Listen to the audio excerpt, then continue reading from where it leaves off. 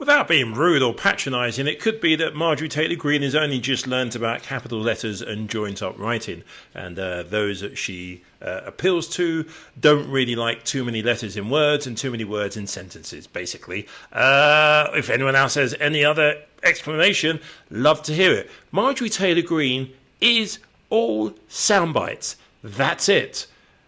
And then Dan Goldman just comes along and just uses her to wipe and mop the floor with. Mr. Magaziner. 78% of southern border encounters were detained under President Trump. That's a pretty good number, 78%. 78% also during the Biden administration. It is the same percentage. Time has expired. Do any other members wish to speak on the amendment? Mr. Greene, you're recognized for 5 minutes. Thank you. Secretary Mayorkas' willful refusal to comply with immigration law is the root cause of the border crisis, and it's the driving factor in the impeachment articles against him. The beginning of Secretary Mayorkas' tenure marked a rapid increase in encounters on the southwest border. During Secretary Mayorkas' first full month in office, the U.S. witnessed a roughly 70% increase in encounters at the southwest border when compared to the prior month. Secretary Mayorkas does not need to work with the Senate to find solutions to the border crisis. The solution to the border crisis is for Secretary Mayorkas to enforce the laws he already chose not to enforce. Comparing stats from the Trump administration to Secretary Mayorkas' tenure paints a clear picture that Secretary Mayorkas is not working to fix the problems as he claims.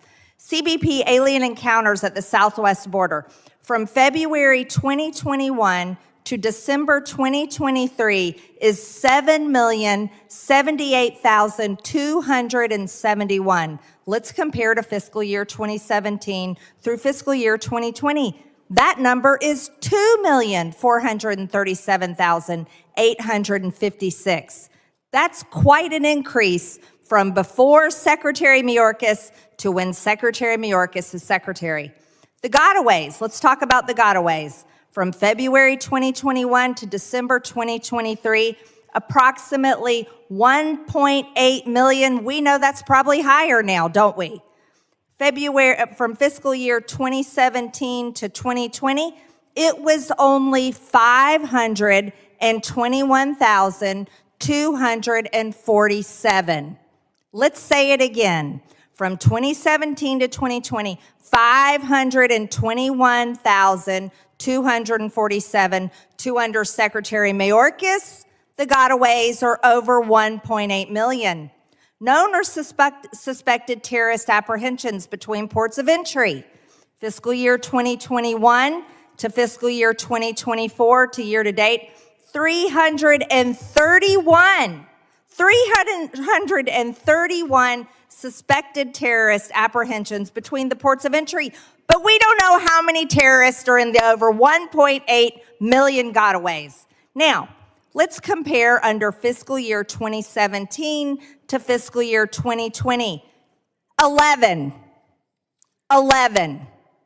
There were only 11 suspected terrorist apprehensions between ports of entry. The facts and the data and the statistics do not lie. Secretary Mayorkas is willfully breaking federal immigration laws. That's what we're talking about today. This is not a policy debate. This is proof. You can't lie about the numbers. No matter how much time you keep giving to Representative Goldman, he's not going to be able to spin it and change it for all of you. The facts are the facts. Secretary Mayorkas is breaking the law.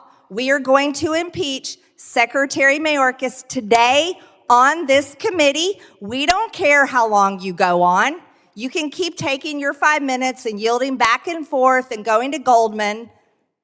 Keep going. We're going to impeach him because he has broken the law. He has violated his oath of office. He is breaking federal immigration law. Americans are dying. It's the #1 issue all over the country, and it's going to hurt you. It is going to hurt you. You want to know why? The same people that vote for you are fed up with it. They're fed up with it. Enough of this. Mr. Chairman, I yield back. 5 minutes. We're here based on two completely fabricated, unsupported, and never used before articles of impeachment. This is completely debasing and demeaning the impeachment clause of the United States Constitution, and it is a gross, gross injustice to the credibility of this institution. In your opening statement, Mr. Chairman, you quoted James Madison as saying that the impeachment clause is designed to remove bad men in office. But notably, the impeachment clause is not designed to remove bad policy from the office. And the definition of bad men, as Professor Pearlstein said, is an individual who abuses his power for personal gain. It has never, ever, there's never been an impeachment in the history of the United States where someone has been impeached for something other than the abuse of power for purposes outside of his official duties. That is for elections, and that is for legislation. This, on the other hand, is an impeachment process that you are moving forward because you claim that Secretary Mayorkas, who's obviously working under the direction of President Biden, is failing to secure the border. The irony of the fact that Secretary Mayorkas has spent the last 2 months plus with a bipartisan group of senators negotiating legislation that would address the problems at the border should not be lost on anyone. You are sitting here right now trying to impeach a Secretary of Homeland Security for neglecting his duties literally while he is trying to perform his duties and negotiate legislation. Now, the real reason we are here, as we all know, is because Donald Trump wants to run on immigration as his number one issue in the November 2024 election. And you don't have to take my word for it, because he said it himself. And last week, numerous Republicans echoed his call. Why would we actually solve the problems at the border when it is such a good political message to use for the election? And Leader McConnell even reiterated in a closed-door meeting of the Republican members of the Senate that we're in a quandary, he said, because our candidate wants to run on immigration, and we don't want to get in the way of our candidate. Now, I know this weekend I saw Chairman McCall on TV and others, and you're changing your tune now because you said the quiet part out loud that this is all about politics, and so now it's, oh no, the president can do it without legislation. Never mind that you've been calling for H.R. 2 this entire Congress. No, now it's he can do it himself. Well, he's tried to do it himself. He's tried.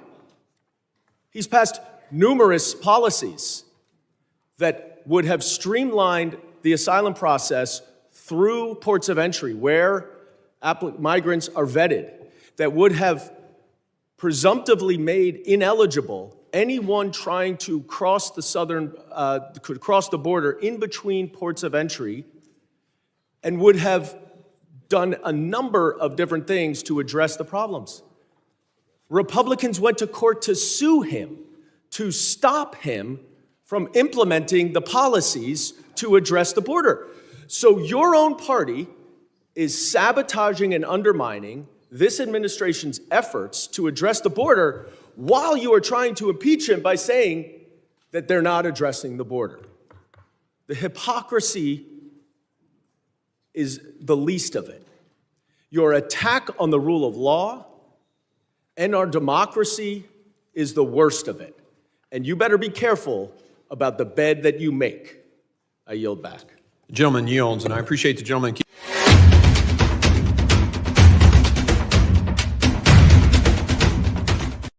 This is not a policy debate. This is proof. You can't lie about the numbers. No matter how much time you keep giving to Representative Goldman, he's not going to be able to spin it and change it for all of you. The facts are the facts. Secretary Mayorkas is breaking the law. We are going to impeach Secretary Mayorkas today on this committee. We don't care how long you go on. You can keep taking your 5 minutes and yielding back and forth and going to Goldman. Keep going. We're going to impeach him because he has broken the law. He has violated his oath of office. He is breaking federal immigration law. Americans are dying. I don't tell part of it because the hypocrisy of the people on that side of the aisle has just become so egregious over the course of the day that nothing surprises me. You sit here self-righteously attacking Mr. Mayorkas and saying he's not abided by the law, I guess the immigration and nationality law. He's lied, he's willfully done these things as though he has some personal motive for seeing the cartels bring in more fentanyl. He's broken the law, and that's why we've got to impeach him. So I would ask you, if somebody was accused or indicted or convicted of rape, would you think they broke the law? How about fraud? How about sexual harassment? How about sedition and subversion? And let's don't forget tax evasion. Do you all think those are laws that if you do those things, you've broken the law? Well, of course you have. And yet your candidate for president, who not a one of you have condemned or stood up and said, no, I'm not going to support that guy because he's broken all these laws. I hadn't heard you say it. You're fine to go down the path with him, but you want to attack Secretary Mayorkas for doing the best that he can and not violating any such laws as this. And Well, the gentleman yield. When the Secretary and the administration has tried to use their limited authority to change policy to limit the number of people coming to the border, to streamline the process, to make it go through ports of entry, Republicans filed lawsuits to stop the administration from doing it. So again, the hypocrisy of you sitting here accusing Secretary Mayorkas of failing to enforce the law when you are going to court to prevent him from enforcing the law I've used my time on this. is hypocrisy at its height. You have created this situation, and now you want to have the second impeachment of a cabinet secretary ever. You let him do his job. You work with the Senate, your colleagues in the Senate, on the legislation needed, and then let's figure out how to address the border. The gentleman's time has expired.